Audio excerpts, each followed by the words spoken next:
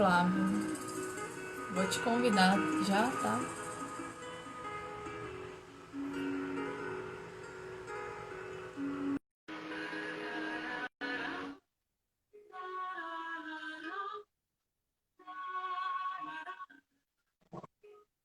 Oi, boa noite, Flávio.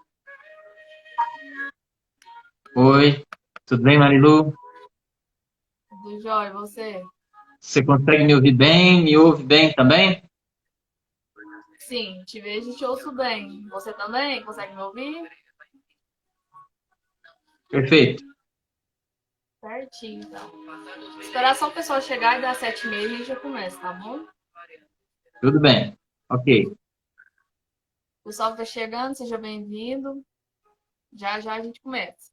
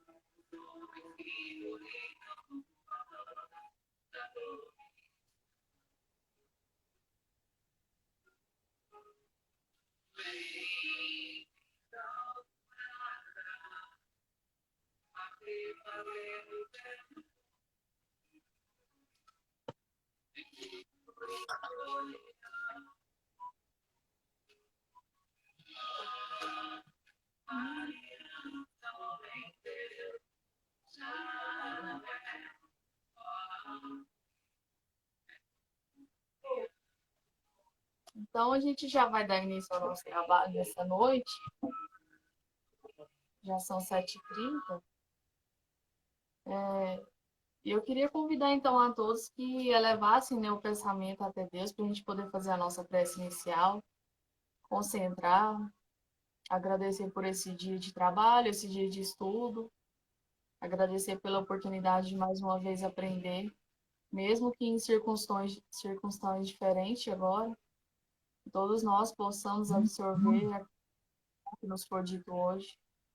Pedimos a espiritualidade amiga, trabalhadora da Casa do Grêmio Espírita Allan Kardec, que esteja conosco durante a nossa live, a nossa palestra, orientando, abençoando o nosso palestrante da noite, Flávio, que possa derramar sobre ele as suas bênçãos, ajudando nessa caminhada dessa noite. Pedimos para todos nós, nossos familiares, nossos amigos, aqueles que já desencarnaram, aqueles que estão doentes, que a espiritualidade possa, com a sua bondade, levar as nossas preces até essas pessoas e que elas possam receber o nosso carinho e o nosso cuidado. Pai nosso que estás nos céus, santificado seja o vosso nome. Venha a nós o vosso reino. Seja feita a vossa vontade, assim na terra como é feita no céu. O pão nosso de cada dia nos dai hoje. Perdoai as nossas ofensas, assim como nós perdoamos aqueles que não nos têm ofendido. E não nos deixeis cair em tentação, mas livrai-nos do mal, porque teu é o reino, o poder e a glória infinita para todos sempre. Que assim seja. Então, para quem chegou, a gente atrasado, a gente já está iniciando a nossa live. Hoje o tema vai ser do capítulo 8 do Evangelho segundo o Espiritismo. Bem-aventurados aqueles que têm puro o coração. Item 18, que fala: Deixai vir a mim as criancinhas. Eu vou ler só o primeiro item, tá, Flávio? Porque ele é extenso. Pode ser? Pode? Certinho. Então, certo. Item 18. O Cristo disse: Deixai vir a minhas criancinhas. Essas palavras, profundas em sua simplicidade, não implicavam o simples chamamento das crianças, mas o das almas que gravitam nos círculos inferiores, onde a infelicidade ignora a esperança. Jesus chamava a si a infância intelectual da criatura formada, os fracos, os escravos, os viciosos. Ele não podia ensinar a infância física, sujeita à matéria, submetida ao julgo do instinto, e não pertencendo ainda à ordem superior da razão e da vontade que se exercem em torno dela e por ela. Jesus queria que os homens viessem a ele com a confiança desses pequenos seres de passos vacilantes, cujo chamamento lhe conquistaria o coração das mulheres, que são todas mães. Submetia assim as almas à sua terna e misteriosa autoridade. Ele foi o facho que ilumina as trevas, o clarim matinal que toca o despertar. Foi o indicador do espiritismo que deve, a seu turno, chamar a si, não as criancinhas, mas os homens de boa vontade. A ação viril está iniciada. Não se trata mais de crer instintivamente e de obedecer maquinalmente. É preciso que o homem siga a lei inteligente que lhe revela a sua universalidade. Meus bem-amados, eis o tempo em que os erros explicados se tornarão verdades. Nós vos ensinaremos o sentido exato das parábolas e vos mostraremos a correlação poderosa, ligando o que foi e o que é. Digo-vos em verdade, a manifestação espírita alarga o horizonte, e eis seu enviado que vai resplandecer como o sol sobre o cume dos montes. João, o Evangelista, Paris, 1863. Então, pessoal, a gente estudar mais o Evangelho, é o nosso amigo Flávio, Flávio Borges, ele é trabalhador lá do Centro Espírita dos Humildes, né? Então, eu agradeço mais uma vez, Flávio, sua boa vontade de estar aqui ajudando a gente e que você tenha uma boa palestra, que Deus te abençoe. Obrigado, Marilu. Às vezes fico... Obrigado, viu? Às vezes está cortando assim, mas espero que seja temporário, tá? Tem um cachorro latindo aqui também, eu acho que eu não dou conta dele, não. Oh, meu Deus. Nada não, isso acontece. É a conexão da internet também atrapalha, mas a questão do cachorro, isso aí, tá todo mundo sujeito aí. Certinho? Então, boa noite, meus irmãos do grupo do Grande Espírita Allan Kardec e também do Grupo Espírita dos Humildes que estão acompanhando, aqueles amigos que estão com saudade já, né, de participar, de se tocar, de se abraçar, de se ver pessoalmente e de compartilhar da companhia física dos outros, uns dos outros, né, como todos nós estamos, mas como a Marilu disse, é a maneira como a gente tem encontrado de manter o nosso relacionamento, de manter as nossas atividades e que, embora seja ruim por um lado é ruim, né, esse distanciamento, por outro a gente também tem a oportunidade de expandir o conhecimento espírita, de aprender com outras pessoas que talvez nós não faríamos se não estivéssemos nessa situação. Então, é um prazer conversar com todos vocês hoje. A gente teve a imensa felicidade de ouvir, então, o Evangelho segundo o Espiritismo, capítulo 8, né, o item 18, que é uma mensagem do Espírito João Evangelista, cujo título é Deixai vir a mim as criancinhas. E, na verdade, esse capítulo, né, todo ele, se a gente fosse falar, resumi-lo com uma palavra, essa palavra seria pureza, né? Então, bem-aventurados aqueles que têm puro coração.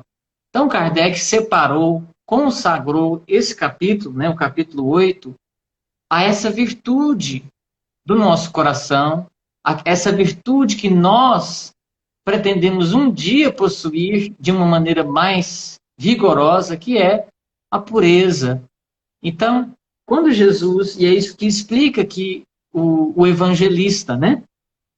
Ele está explicando que quando Jesus, naquela passagem em que ele estava pregando, havia algumas crianças que queriam chegar perto dele, mas como ali era dedicado aos adultos, né, era um assunto sério. Olha só, mesmo os seus apóstolos, os seus discípulos, ralharam com aquelas crianças, impedindo elas de chegar perto de Jesus, e ele ficou chateado com aquilo, falou, não, deixem as crianças, deixai vir as minhas criancinhas, né? Só que o evangelista ele vem explicar exatamente a profundidade dessas palavras, porque a maioria das palavras de Jesus, ela não se resume àquele significado raso que comumente a gente consegue dar, né? Aquilo que a gente consegue apreender da palavra de Jesus. Mas é um ensinamento simbólico a partir do momento em que nós nos consideramos essas crianças. Já estava chamando a infância espiritual do homem, convidando aqueles que são, somos todos nós, crianças espirituais, tanto intelectualmente quanto moralmente. Então é um chamado dele, e ele usa palavras muito bonitas, muito poéticas, ele fala assim, ele foi o facho que ilumina as trevas, o clarim matinal que toca o despertar. É muito bonito isso. Ele utilizou de uma linguagem poética para falar de Jesus, que é esse que vem nos dar a mão nesse momento de infância nossa. E às vezes quando a gente fala assim, mas o homem já conquistou tanta coisa, nós já temos internet, telefones, computadores, carros, nós temos foguetes que vão até outros planetas, o homem já pisou na Lua, nós temos aí a medicina, transplantes, transplante de coração, transplante de fígado, enfim, tantos avanços que a humanidade já alcançou na área da intelectualidade e que propicia ao homem cada dia mais um certo conforto material. Como assim nós somos crianças intelectuais, né? Então a gente nunca pode esquecer disso, de que a gente ignora muito mais do que a gente sabe.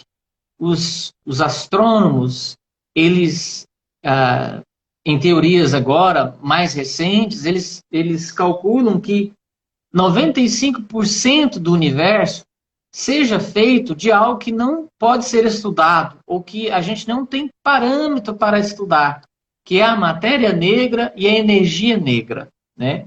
Então, 5% é a matéria que a gente conhece, são os átomos, é a luz, é a gravidade, é o calor, então, a água, todos os elementos que a gente consegue medir, que a gente consegue estudar, que o homem já conseguiu isolar. Não, a gente já sabe que o átomo de carbono ele tem tantos prótons, né? Então, ele tem um peso tal. Então, isso a gente já conseguiu. Então, esse tipo de matérias representa apenas 5% do que há no universo pelos cálculos dos cientistas. Ou seja, nós desconhecemos absolutamente, mas em absoluto a gente desconhece 95% do que existe em termos de matéria, né? Matéria e energia. Estamos falando no plano ainda físico. Mas a gente sabe que o ser humano ele está ainda muito longe de ser avançado intelectualmente. Basta a gente olhar para o tempo, né? Então, se a gente for pensar que há pouco mais de 100 anos a gente ainda tinha escravidão de pessoas no Brasil em razão da cor da pele dessas pessoas, em razão da ganância profunda do homem, do europeu, querendo aí encher as suas arcas, querendo aí facilidades indevidas, se aproveitando de uma condição diferente, né, de um tipo de organização da sociedade diferente, que era a sociedade africana. Então, eles utilizaram disso, mas isso não faz nem 130 anos, né? Não, pouco mais de 130 anos que isso ainda era legal no Brasil. Então, é um tempo muito curto para a gente estabelecer que nós estamos avançados intelectualmente, ou muito menos moralmente. Então, tem uma pergunta do Livro dos Espíritos que ela é muito interessante, ao meu ver, né? Como todas são, né? Mas essa pergunta ela veio para nos esclarecer a nossa infância espiritual. É a pergunta 597, em que Kardec diz assim: pois se os animais têm uma inteligência, é aquele capítulo que fala sobre os animais e o homem. Se os animais têm uma inteligência que lhes dá uma certa liberdade de ação, há neles um princípio independente da matéria, né? Kardec viu que, obviamente, né, os animais eles têm uma linguagem própria, eles têm certa inteligência, é lógico que ela é limitada, mas isso daí surgiu para ele a pergunta para os espíritos: olha, se eles têm essa inteligência, tem neles algo que não é matéria, né? E os espíritos respondem sim, e que sobrevive ao corpo. Ou seja, eles têm alma, os animais têm alma. Mas o foco que eu quero dar é na segunda, na réplica que Kardec fez a partir da resposta, né? Que é as 597A do Livro dos Espíritos. Ele fala assim: esse princípio é uma alma semelhante à do homem? A alma dos animais é semelhante à do homem? E eles respondem: é também alma, se o quiserdes. Ou seja, está falando, ó, nós não temos muita linguagem para falar com você, Kardec. Se você quiser, você pode chamar isso de alma, né? Isso depende do sentido em que se tome a palavra. E tem toda aquela discussão sobre a palavra alma que está lá no início da introdução do Livro dos Espíritos, né? Mas é inferior à do homem. Essa é a frase que eu escolhi para destacar. Há entre a alma dos animais e a do homem tanta distância quanto entre a alma do homem e Deus. Veja bem, meus irmãos, olha a dica que os espíritos estão dando para a gente, né? Olha, em termos de inteligência, né, tem uma distância entre nós e Deus que é parecida com a nossa com os animais. Isso fica muito patente para nós em nossa relação com Jesus. Tem muita gente que fica pensando assim: nossa, mas vocês consideram Jesus o irmão de vocês, vocês espíritas? Isso é muita audácia, é muito abuso querer considerar Jesus o irmão de vocês como se vocês fossem iguais, né? Mas aí a gente vai prestando atenção que Jesus já estava por aqui pela obra da doutrina espírita. Isso, a doutrina espírita nos informa, mas também está lá na Bíblia, né? No final do Evangelho de Marcos, se não me engano, ele fala: olha, esse mundo me foi dado desde a sua fundação. Ou seja, Jesus está por aqui desde a fundação do mundo, e isso a gente conta aí 4,5 bilhões de anos. Nesse período, gente, 4,5 bilhões de anos, o mundo passou de uma bola em que não tinha quase nada, né? Em que era tudo um caos, em que houve a criação dos oceanos, das terras, os primeiros elementos, os vegetais, as plantas, os animais. Então, tudo isso aí evoluiu e a gente chegou numa fase de hominal, que é essa que a gente se encontra hoje, que não tem mais do que 100 mil anos, pelo cálculo dos cientistas. Isso quer dizer, então, que a nossa diferença, embora a gente chame Jesus de nosso irmão mais velho, né? Isso quer dizer que a nossa diferença para com Jesus talvez seja muito maior da diferença nossa com uma bactéria. Então, a distância em termos de intelectualidade, meus irmãos, né? Nós não estamos falando aqui de essência, porque a essência é a mesma, a nossa essência é a mesma, que a gente vem todos do mesmo Pai, Deus, né? Então, Jesus tem essa mesma essência, também foi criado. Mas o que separa a gente é muito grande em termos de intelectualidade. Então, não faz o menor sentido a gente ficar discutindo sobre Deus, por exemplo, né? Sobre quem é Deus, sobre, olha, a minha visão de Deus é melhor do que a sua, não, a sua é pobre, a sua é... Não, todas as visões de Deus são paupérrimas, são muito limitadas. Se a gente quiser interpretar a nossa visão de Deus, do que realmente Deus é, a gente tem que pensar nos nossos animais de estimação, pensar que a gente tem um gato e um cachorro, cada um querendo determinar o que é o homem, né? Então o gato pergunta para o cachorro, e o que você acha que é o homem? E o cachorro começa a latir, uau, uau, uau, uau, uau, uau, uau. E a mesma coisa, o cachorro pergunta para o gato, e o gato começa a falar miau, miau, miau, miau. Ou seja, cada um tentando interpretar o homem, a sua linguagem, mas a partir de um limite extremo, porque o que separa o homem de Deus, em termos de intelectualidade, é o mesmo que separa o animal do homem, ou seja, é muito grande. Então, isso nos dá conta dessa infância intelectual que a gente ainda se encontra. Nós temos muito o que marchar ainda em termos de intelectualidade. A gente sabe muito pouco sobre o mundo material e, olhe, sobre o mundo espiritual, a gente sabe ainda muito menos, né? Então é preciso a gente admitir isso. Quando Jesus fala, deixai vir a minhas crianças, é exatamente isso. Nós temos que admitir isso. A gente precisa se reconhecer limitado e ignorante. Senão a gente não consegue ir até ele como criancinha, se assemelhando como uma criança. E não como um adulto querendo saber tudo. Não, a criança é exatamente isso, é o símbolo dessa pureza, dessa humildade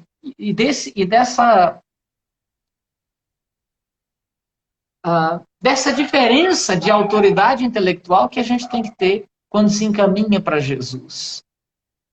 Ou seja, para estabelecer, para finalizar, muito embora a gente não chame Jesus de Deus, né? O que separa a gente dele nesses termos é muito grande. Nós temos muito que percorrer. E também não há como negar a nossa infância moral. Então, intelectualidade e moralidade são as duas asas que a gente vai usar, que os espíritos, que todo mundo usa, para subir, né? Então, na escala espírita. Então, inteligência, intelectualidade e moralidade. E como negar que nós somos crianças morais, né? Em termos de coração, em termos de sentimento, nós, enquanto humanidade, a gente está ainda no começo. A gente está muito mais próximo do cão, do gato, do que de Jesus. Então, relembrando da escravidão novamente, pessoal, a gente ainda joga esgoto na nossa água. Tem cabimento isso? Não tem cabimento, né? A gente destrói a floresta, né? Ainda. A gente ainda se alimenta da carne dos animais, né? Tá lá no livro O Consolador, né? É um erro você se alimentar da carne dos animais, é um erro grave, diz Emmanuel, de graves consequências. Então, tudo isso é sinal da nossa infância moral, que a gente tem ainda muito que caminhar. Mas ele também não julga a gente, fala, você come carne, por isso que você tem isso. Não, ele fala assim, olha, mas isso é uma etapa do desenvolvimento seu que você vai esperar, que você tem de superar, principalmente aquelas pessoas que já se dão conta disso. E é bonito a gente ver que tem havido progresso quanto a isso, né? Cada vez mais a gente vê mais pessoas falando, eu estou passando de uma dieta carnívora para uma dieta vegetariana. Isso o que é isso? Gente, isso aí é progresso moral, com certeza. A gente está deixando de se alimentar das vistas dos animais. E é um erro de graves consequências na palavra do próprio Emmanuel, na boca dele. Meus irmãos, a obsessão, por exemplo. O que é a obsessão, não é? A obsessão é, em termos, para a gente encurtar a história, né? A gente sabe que tem obsessão de encarnado para desencarnado, desencarnado para encarnado, encarnado para encarnado e assim por diante, né? De toda maneira, até auto-obsessão. Mas se a gente for pensar naquela que a gente estuda mais, a gente que vê mais nos livros, lê na literatura espírita, a gente vê sempre um espírito que quer se vingar daquele que fez mal para ele em outra encarnação. E por isso está ali obsediando. Né? Isso tem tantos casos aí na literatura espírita. E a gente fica pensando assim, gente, mas por que é permitido esse tipo de coisa? Mas, olha, a gente está em grande desvantagem, mas quem tá dentro da carne está em grande desvantagem, ele não está vendo que o outro está ali do lado dele, né? Ele não tem como se defender daquela pessoa porque ela tem acesso a ele o tempo todo. Gente, isso aí é uma luta injusta, mas a gente vai pensar na nossa relação com o animal e é exatamente essa. O animal ele é indefeso em relação à nossa inteligência. Nós somos muito além, né, da inteligência do animal. E mesmo assim a gente utiliza dessa inteligência para subjugar, né? Então, os obsessores, eles são exatamente o reflexo dessa relação descompensada que a gente tem com os nossos irmãos, que são os animais. Voltando ao capítulo sobre a pureza, né? Sobre bem-aventurados os puros de coração, quem é a criança, né? A gente pensando agora na criança mesmo, na infância, né? A gente sabe hoje que a infância é a fase em que o espírito que estava na erreticidade, o espírito que estava desencarnado, ele vem e se aloja dentro de um corpo de carne, tudo isso com um fim muito útil, né? Que é exatamente de progredir. E a gente vai ver que a pureza, purificar, é exatamente uma das grandes finalidades desse reencarnar.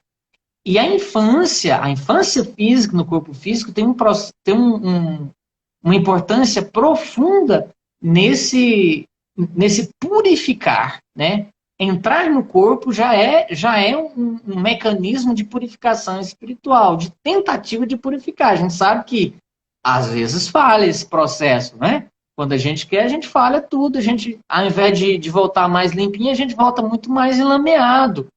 Mas o perispírito é exatamente isso. O livro dos Espíritos, ele nos indica que o perispírito ele é algo semimaterial, né? E os Espíritos falam, para nós ele ainda é grosseiro, mas para vocês ele é tão rarefeito que vocês nem conseguem ver. Mas ele tem cheiro, ele tem peso, ele tem cor, ele emite sons, ele emite imagens. Né?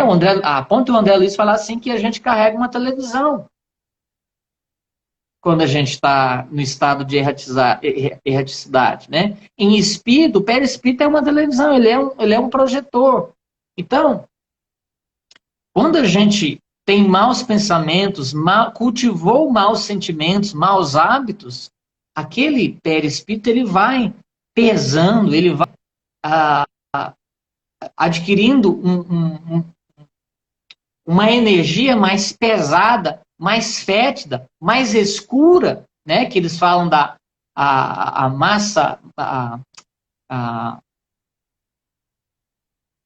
massa mental fulminatória, como é que é? A energia mental fulminatória, negra, né? Que é no sentido de escura, que não emite luz. Então, quanto mais você purificar esse negócio, mais luz você vai emitir, porque a gente tem essa luz dentro de nós. Já dizia o próprio Jesus, né? Deixar brilhar a sua luz. A reencarnação é isso, é a tentativa de fazer essa luz brilhar. E a infância é o momento em que a gente apaga o que estava na nossa memória para tentar um novo recomeço. Né? Que seria interessante quando a gente tem um erro grave, a gente fica com tanta vergonha, né? Daquele nosso erro que a gente cometeu com aquela pessoa ou com um grupo de pessoas, que a gente fica pensando assim, nossa, mas dá vontade de ter aquele aparelhinho do filme Homens de Preto, que ele faz assim e apaga tudo da memória da pessoa, não é? Porque a gente fica com vergonha do nosso erro, da nossa atitude, dos nossos sentimentos.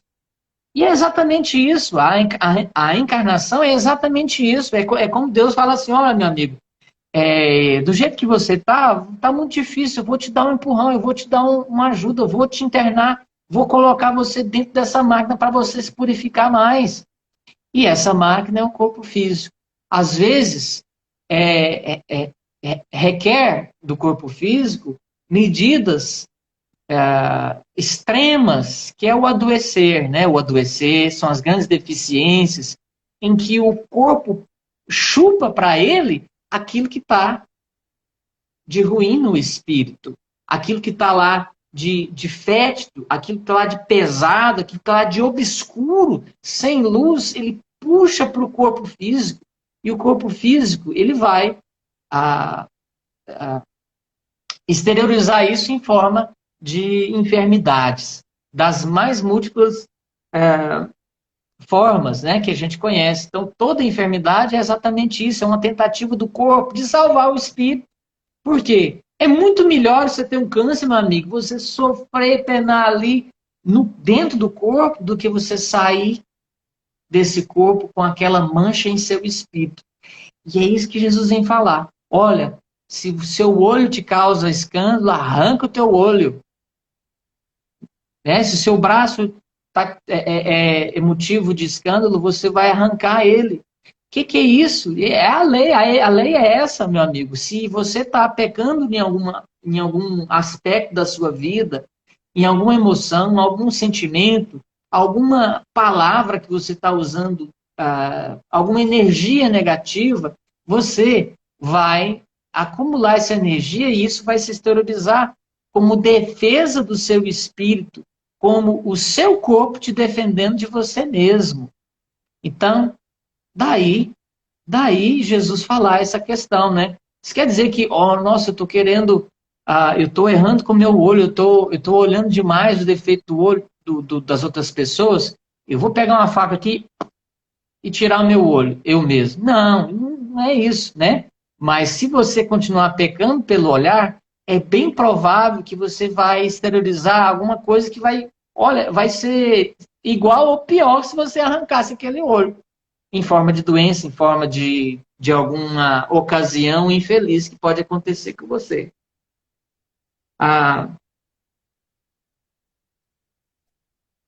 Esse capítulo também fala da pureza falsa, né? Que a gente adora. A gente, principalmente nós religiosos, Jesus está aqui conversando com os fariseus, né? E essa é a citação que Kardec utiliza ali. Quando ele está na casa do fariseu, ele chega lá, está almoçando, e pela lei você não podia comer, se alimentar sem lavar as mãos.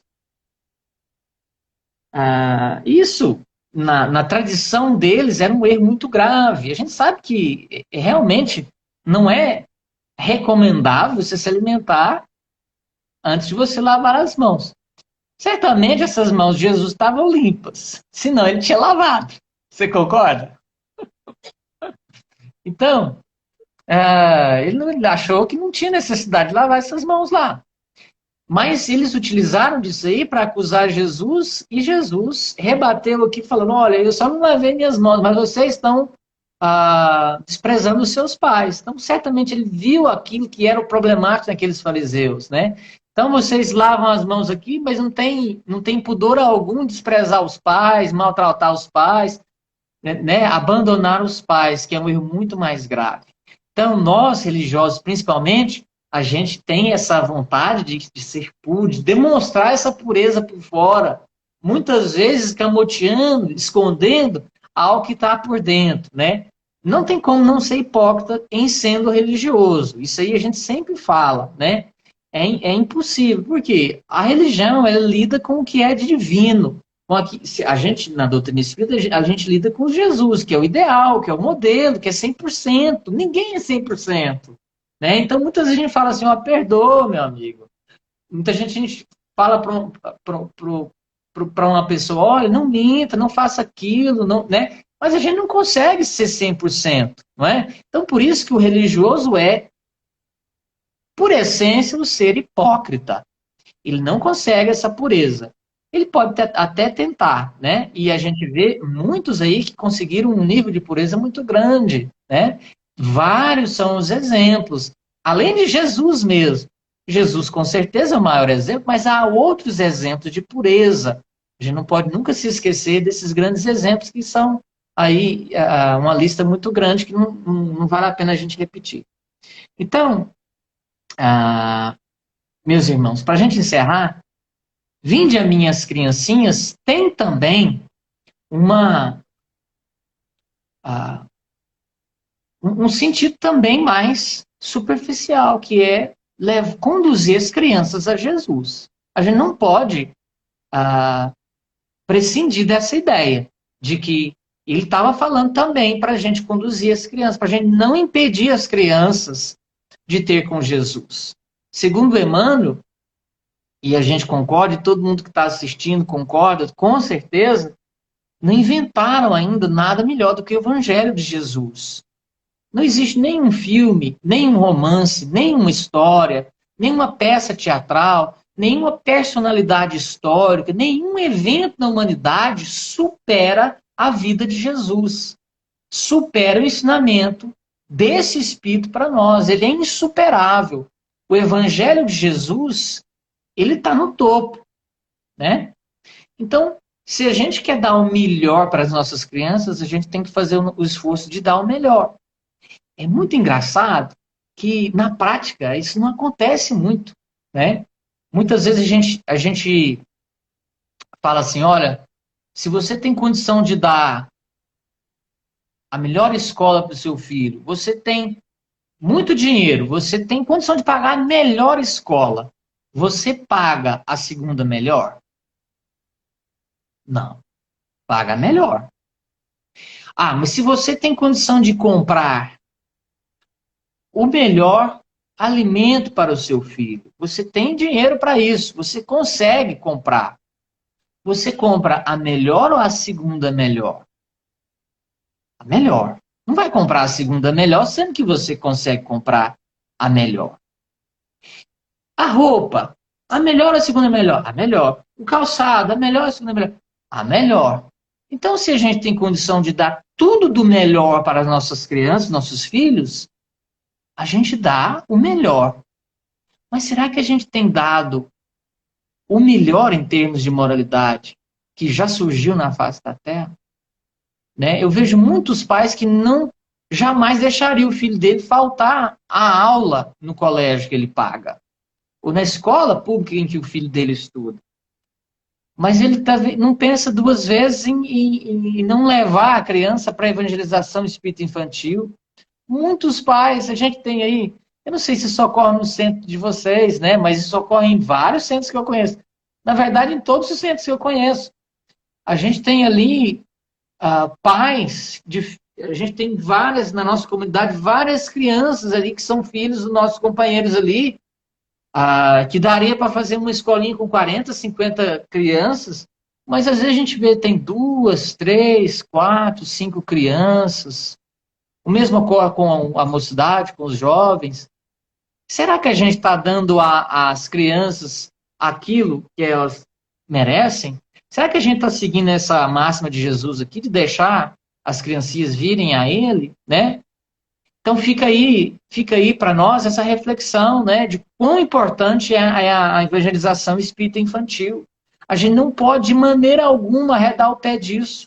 Isso está lá no Consolador também. Qual que é a atividade mais importante de um centro espírita? Desobsessão é importante, sopa é importante, palestra é importante, música é importante, passe é importante, mas a mais importante, sem dúvida alguma, é a evangelização infantil. Por quê? Ela é a mais urgente, é a que mais precisa. É naquele período dos 0 aos 7 anos, desculpa, de 0 a 7 anos, que a criança vai estar mais apta a receber Jesus, que a gente vai poder conseguir encaminhar ela com maior eficiência no caminho desse ensinamento. Ele nasceu para isso e a gente muitas vezes é negligente quanto a isso. Então não vamos ser negligentes quanto a isso, meus irmãos. Marilu, se eu tiver mais 5 minutos, eu vou ler uma história aqui do Contos e Apólogos. Chico Xavier e irmão Chico. Pode ler? Pode ler, claro. Tem tempo sim. Pode ficar à vontade. Tá bom. É rapidinho, viu, gente? Vou ler aqui porque não dou conta de decorar. Pureza em Branco, então, Chico Xavier e Ney Lúcio, Contos e Apólogos.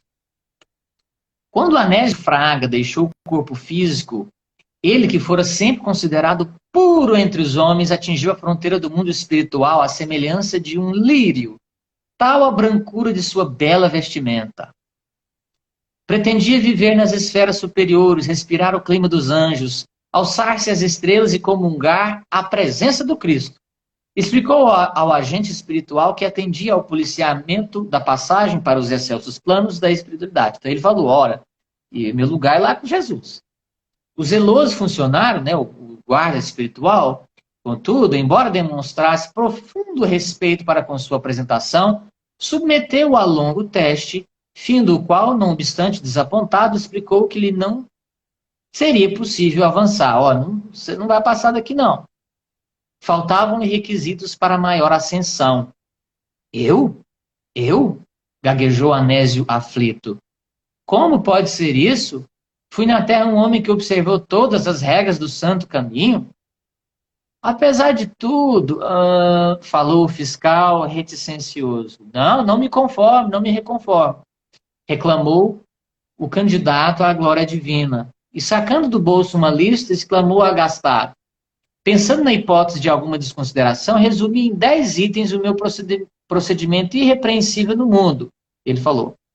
E leu para o benfeitor calmo e atento. Número 1, né? Vou falar a lista. Respeitei todas as religiões. Cultivei o dom da prece. Acreditei no poder da caridade. Nunca aborreci os meus semelhantes. Confiei sempre no melhor. Calei toda palavra ofensiva ou desrespeitosa. Calculei todos os meus passos. Jamais procurei os defeitos do próximo. Evitei o contato com todas as pessoas viciadas. Vivi em minha casa preocupado em não ser percalço na estrada alheia.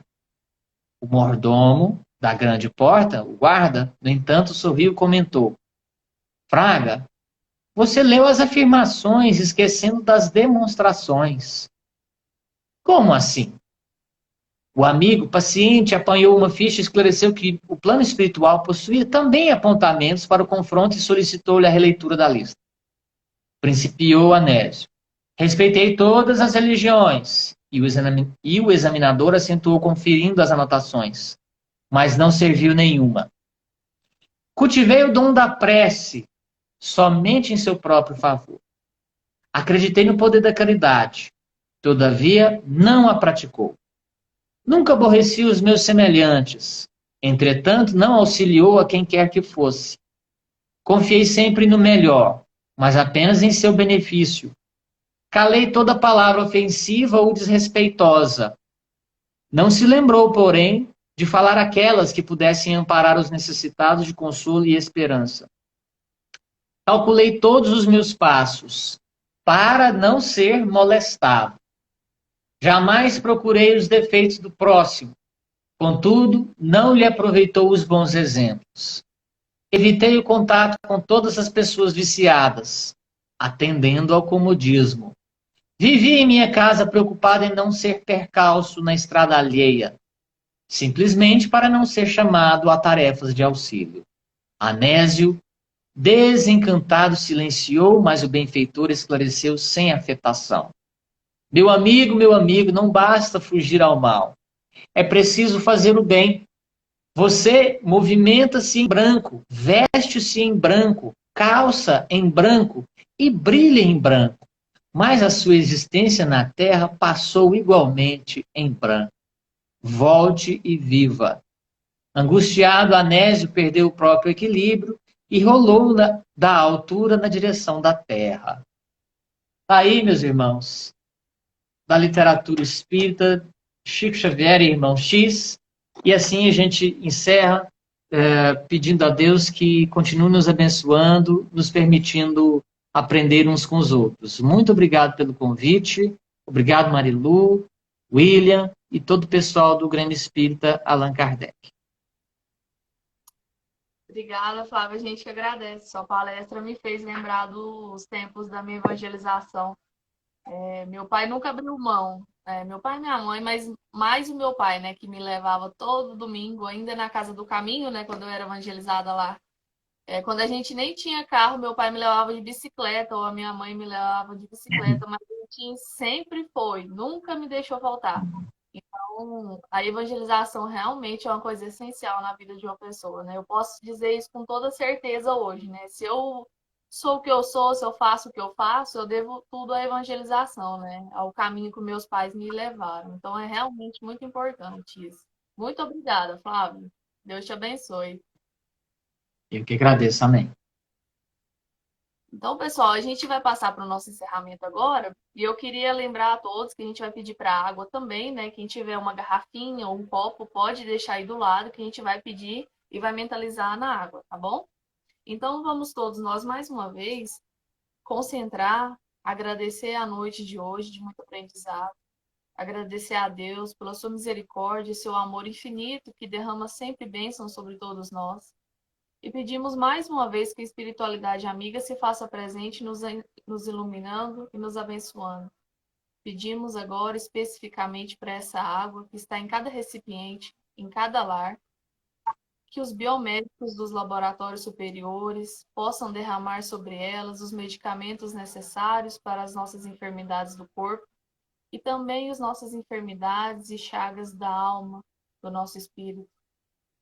Que o passe que todos nós estamos recebendo, em fórmula de pétalas brancas, possam cair sobre nossas cabeças, nos refazendo as energias, renovando nossas forças, semelhante ao passe que a gente recebia lá na cabine de passe, no Grêmio, sempre às quartas. Eu convido a todos, então, que lembrem-se daqueles momentos em que a gente entrava dentro da sala, com o silêncio ou com os médios entoando cânticos, e a gente sentia a energia caindo sobre nós, a força se refazendo e sentindo realmente Deus ao lado de cada um de nós ali naquele momento. Que o Senhor possa iluminar o lar de todos nós, abençoar e nos iluminar sempre. Ave Maria, cheia de graça, o Senhor é convosco.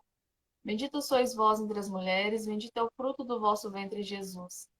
Santa Maria, Mãe de Deus, rogai por todos nós que somos pecadores, agora e na hora do nosso desenlace, que assim seja. Então, a gente vai encerrando por aqui. Eu já deixo o convite para a semana que vem, tá, pessoal? Quarta-feira que vem, vai dar o quê? Dia 21, às 7h30, a gente vai ter como palestrante, vai ser o meu pai, Áureo Moreno. Então, todos estão convidados para estar aqui novamente conosco. Eu agradeço a presença de todos. Flávio, mais uma vez, muito obrigada. Que Deus te abençoe, viu? Boa noite. Tchau, tchau. Boa noite, Tchau, obrigado. pessoal. Boa noite. Fiquem todos com Deus, tá bom?